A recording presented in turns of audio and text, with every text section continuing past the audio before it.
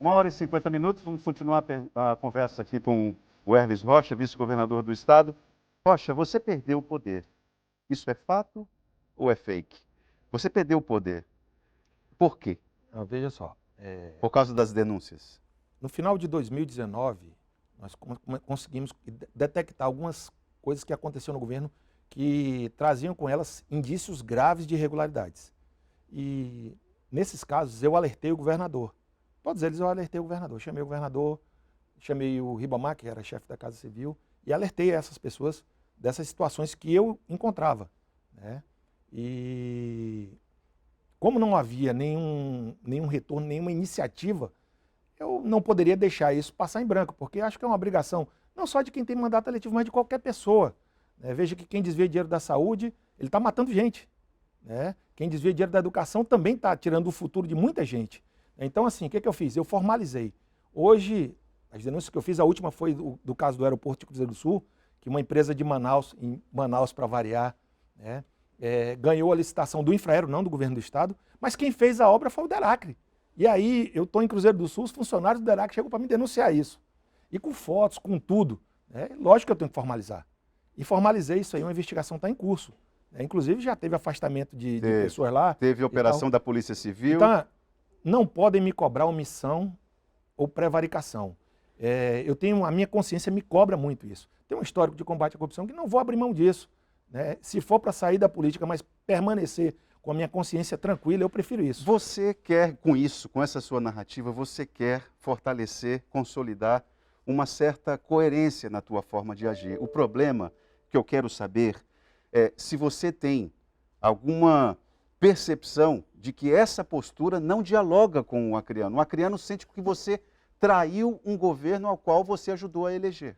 Quer dizer que se eu não denunciasse, se eu me omitisse... Não, se você trabalhasse de uma forma que as suas denúncias pudessem ter consequências dentro do governo. Mas elas estão tendo consequências, com prisões, com afastamento, com devolução de recurso erário. Veja, só tem duas saídas para combater a corrupção. Ou a iniciativa é do gestor, né? E a iniciativa do gestor não é aquela coisa de eu criei uma delegacia de combate à corrupção que foi planejado pelas pessoas que fizeram, que elaboraram o nosso plano de governo. Né? Ou então você busca nos órgãos de controle uma resposta a isso. Não tem outra forma de combater a corrupção. E a consciência, quem tem que ter as pessoas que quem se omite colabora com a corrupção. Então não esperem de mim omissão. Eu não aceitei o convite do próprio governador para ser vice-governador para fechar os olhos diante do que eu estava vendo. E vi muita coisa errada. Quem era o Gladson Cameli na campanha e em que ele se transformou? Olha, em que ele se transformou te surpreendeu de alguma forma ou não? Não, acho que todos nós acreditávamos que o Gladson iria, pelas deficiências que ele tem, né, ele tem muitas deficiências, ele iria ouvir as pessoas que querem o bem do Estado, que querem o bem da população do Estado. Infelizmente isso não aconteceu, mas paciência.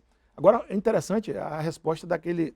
A pergunta do José Evangelista, por que você tem raiva da Polícia Civil? Não, o contrário, Evangelista. Meu pai foi delegado de polícia, eu tenho na Polícia Civil um dos órgãos que nos orgulha muito, embora seja policial militar, eu sempre trabalhei muito próximo da Polícia Civil. Tanto que durante um bom tempo eu era comandante do 1º Batalhão e o 1º Batalhão funcionava dentro da delegacia do 1º Distrito. E graças a Deus a minha relação com toda a Polícia Civil, ou pelo menos aqueles que eu conheço, né, ela sempre foi muito boa, muito franca, muito aberta. Acho que a Polícia Civil, nesse governo, ela precisa de mais espaços e acredito que há tempo para isso ainda. Né? Rocha, você citou a figura do José Ribamar, que foi chefe de gabinete da Casa Civil. Da Casa Civil e hoje é conselheiro do Tribunal de Contas do Estado. No início do governo de Gladson Cameli, o Ribamar era apontado como uma espécie de grande xerifão ali da Casa Civil e o setor produtivo, o setor ligado ao comércio, chamava de forma irônica esse grupo a qual ele liderava de a turma do freio de mão, dando uma ideia de que era uma pessoa muito técnica, muito cuidadosa, muito criteriosa no que se refere a questões relacionadas a licitações. Uhum.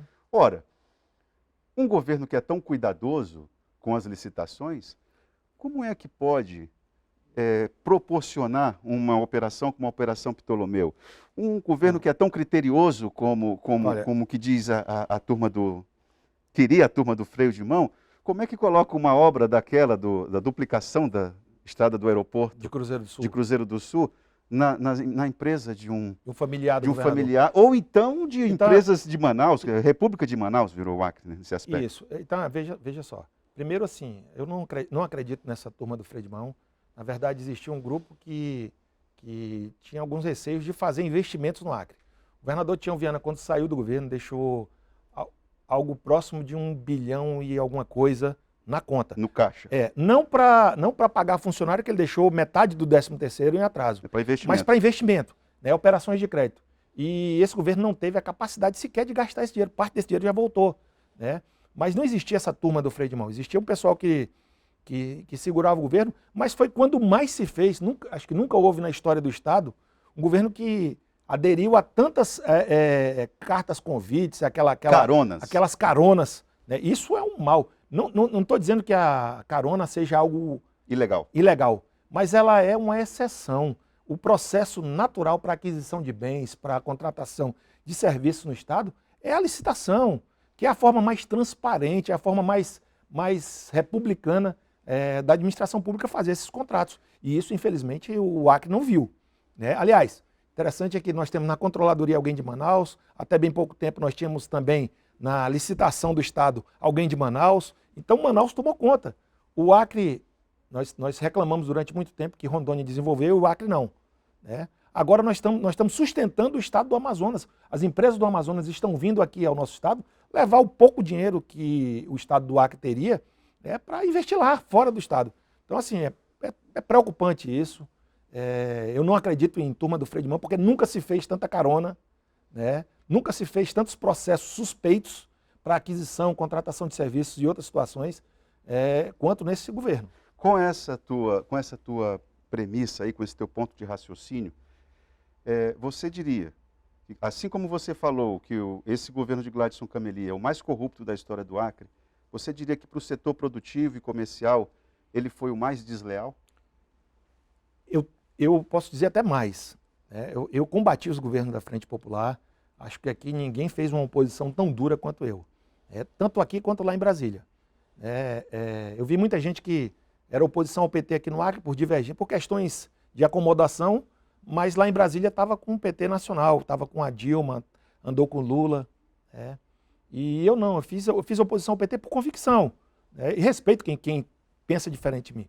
Mas esse governo, além de patrocinar esses muitos esquemas de corrupção, além de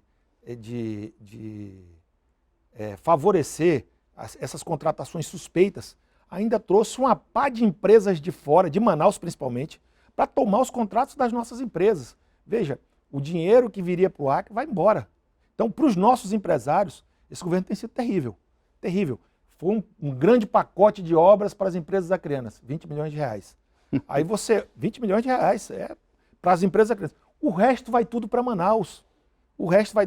Ou para as empresas ligadas à família. Isso eu sou um crítico, eu não concordo com isso. Aliás, você conseguiria me citar 5 grandes obras do Gladson? Não, nós temos no Estado hoje, em andamento, 2 grandes obras. Quais? A primeira é o Anel Viário, que foi uma obra que nós conseguimos o recurso através do governo federal. Quando eu era deputado federal, o Gladson era senador, a bancada, não foi eu nem o Gladson que conseguimos o recurso. Mas a bancada decidiu alocar uma emenda de mais de 100 milhões para a construção do Anel Viário. E isso, por falta de capacidade técnica, nós estamos terminando o governo e ainda não entregamos essa obra. E a segunda obra é a duplicação da C405, que é o acesso... A famosa. O acesso ao aeroporto de Cruzeiro do Sul. Com um adendo. Esse recurso, pelo menos é o que eu penso, acredito que muita gente pensa como eu, seria muito mais bem aproveitado pelo setor produtivo se fosse investido, por exemplo, na construção de ramais que nós estamos devendo. Foram 36 milhões de reais que foi para uma empresa de um primo do governador. E aí, pior ainda, sequer os relatórios de impacto ambiental, toda aquela burocracia ambiental, foi levada a efeito, tanto que nós tivemos problema com o Igarapé Preto. Então, assim, estão duplicando uma rodovia que dá acesso ao aeroporto de Cruzeiro do Sul, estão construindo um anel viário que provavelmente não serão entregues esse ano, né? Então nós não teremos nenhuma grande obra do atual governo. E mais que isso, no caso da duplicação do acesso do aeroporto de Cruzeiro do Sul, é um aeroporto que é importante para a gente, mas que tem 3 voos por semana. Então, de novo... O que dustifica uma duplicação? Não, eu acho até que um recapeamento, uma melhoria na pista seria... E esse dinheiro, esses 36 milhões, seriam muito bem-vindos nos ramais de Cruzeiro do Sul que estão abandonados. Nessa ideia de quem ganha mais em omissão, o nosso Ministério Público, você o considera também omisso? Eu acho que o Ministério Público está devendo ao povo do Acre. Eu fiz uma visita agora recentemente ao doutor Danilo, acredito muito nele, ele é alguém que tem um histórico de combate à corrupção, que tem um perfil técnico, e assim, eu acredito muito na gestão dele o Ministério Público vai ter uma guinada. Pelo histórico dele ligado ao combate à corrupção, você alimenta alguma esperança? Eu estou depositando minha esperança nisso e acredito que ele vai fazer. Tive uma conversa com ele, inclusive sobre essa situação. Acho que o doutor Edmar Monteiro denunciou, e não foi a qualquer órgão, foi a Polícia Federal, um ex-procurador-geral do Estado, de possíveis vendas de pareceres. Isso não sou eu que estou dizendo, que está no depoimento dele lá. Digamos que moralmente o Ministério Público... Alguém tem que apurar. Tem que apurar. Eu vou pedir para o Laércio apertar o biloto aqui, Laércio, para eu chamar o intervalo. Biloto antigo. Fazendo essa pergunta aqui do internauta, vamos lá? Boa tarde, gostaria de perguntar ao entrevistado, mesmo na ausência da atuação do vice-governador, por vários motivos, qual mensagem você passaria para os eleitores que ainda esperam mudanças para o Acre? Sabemos que acordos e mais acordos levam os apadrinhados em cargos sem qualidade. Nosso Acre sem técnicos ocupando cargos.